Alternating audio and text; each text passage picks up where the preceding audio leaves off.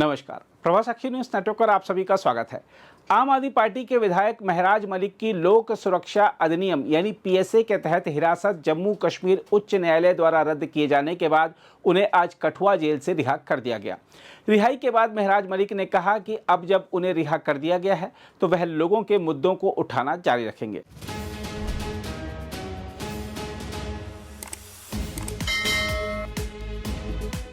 हम आपको बता दें कि महराज मलिक के खिलाफ डोडा जिला मजिस्ट्रेट द्वारा पिछले वर्ष 8 सितंबर को जारी किए गए हिरासत आदेश को न्यायमूर्ति मोहम्मद यूसुफ वानी ने रद्द कर दिया है।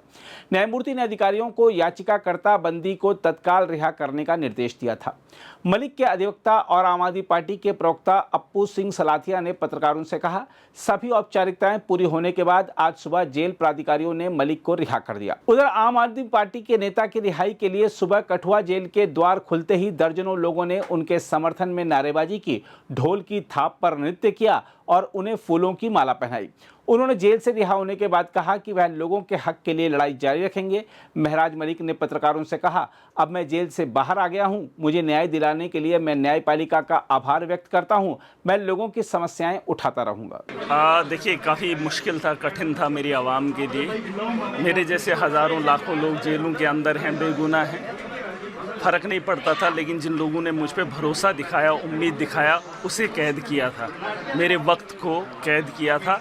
वो लम्हा था जिसे मैंने कहा था, वो तो बीत जाता है, वक़्त के साथ ख़त्म हो जाता है, लेकिन वक़्त वापस नहीं आता है। उस वक़्त को छीना है मेरी आवाम का।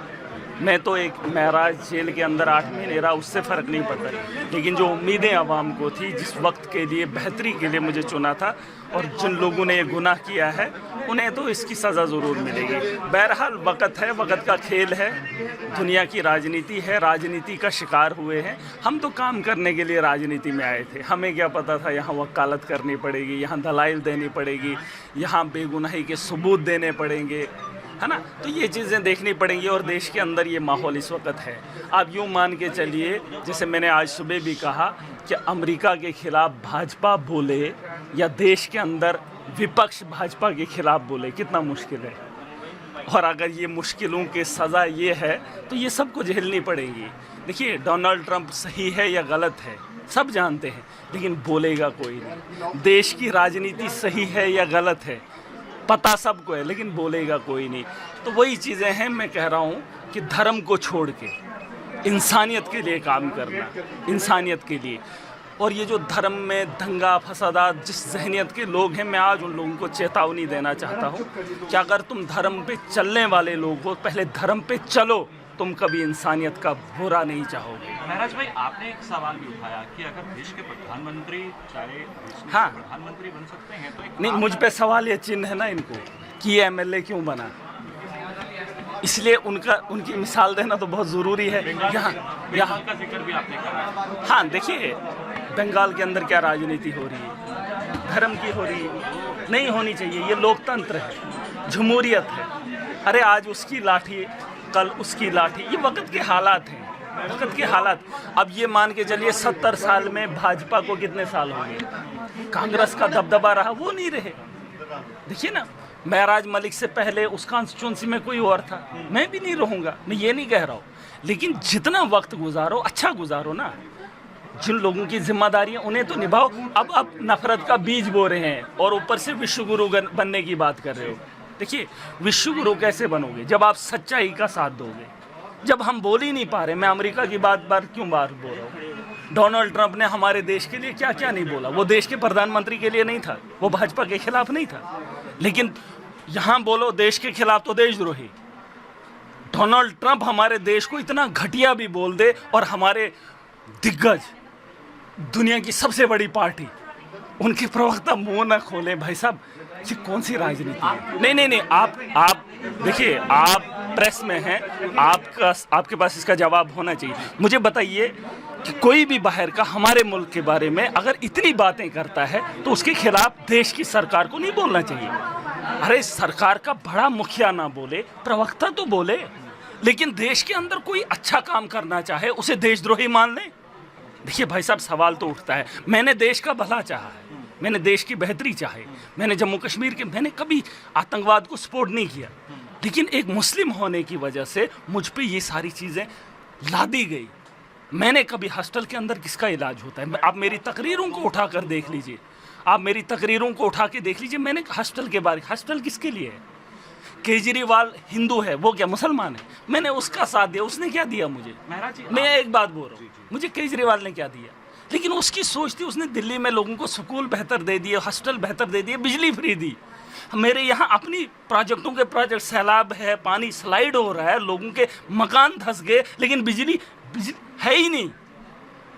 पैसा भी दें, बिजली नहीं है, फ्री तो दूर की बात है। अरे मैं उसके साथ इसलिए हूँ क्योंकि वो देश के अंदर बदलाव देखना चाहता था, और मैं भी उस बदलाव का हिस्सा। अगर बीजेपी वैसी सोच रखती तो मैं क्या, मेरे जैसे हजारों लाखों मुसलमान इनके साथ होते। लेकिन इनको धर्म को बचाना है। अरे धर्म को मत बचाओ, धर्म पे चलो। धर्म ने बोला है धर्म पे चलना, तुम बचाने की बात कर रहे हो?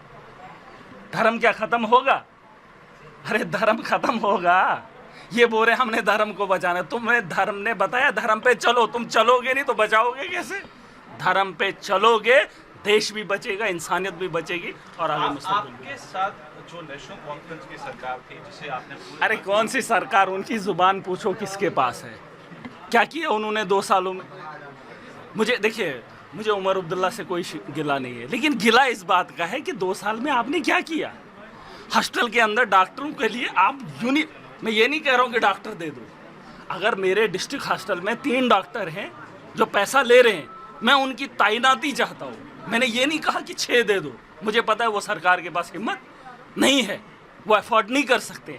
लेकिन मैंने कहा जो 3 हैं जो ड्यूटी का पैसा ले रहे हैं, कम से कम वो तो बैठे हैं। ये उनको नहीं बिठा पाए, देने की बात तो दूर की है। इन्होंने बिजली फ्री, क्यों? अगर मैं होता मैं कर देता। देखिए, मैं उतना छोटा भी नहीं हूँ जो ये समझ रहे, लेकिन जेल के जाने के से पहले ये सोचनी थी। लेकिन जेल से आने के बाद जम्मू कश्मीर के देश की बेहतरी के लिए मैं एक बहुत बड़ा योगदान दे सकता हूँ। आपने कहा जेल में मैं कहीं ऐसे नशे बिल्कुल देखे। आप मिले हैं, हाँ। और मिलने के बाद आपने ये भी देखा कि जो बेचने वाले हैं वो किंग, उन्होंने भी कहा, देखिए उन्होंने कहा भाई साहब हम लेते हैं, वो बोलते भी हैं पुलिस को कि किससे लेते हैं, लेकिन उन पे शिकंजा नहीं है। कहीं ना कहीं से तो इसकी निकासी तो है, हेड तो है कोई, इसका सरगना तो है।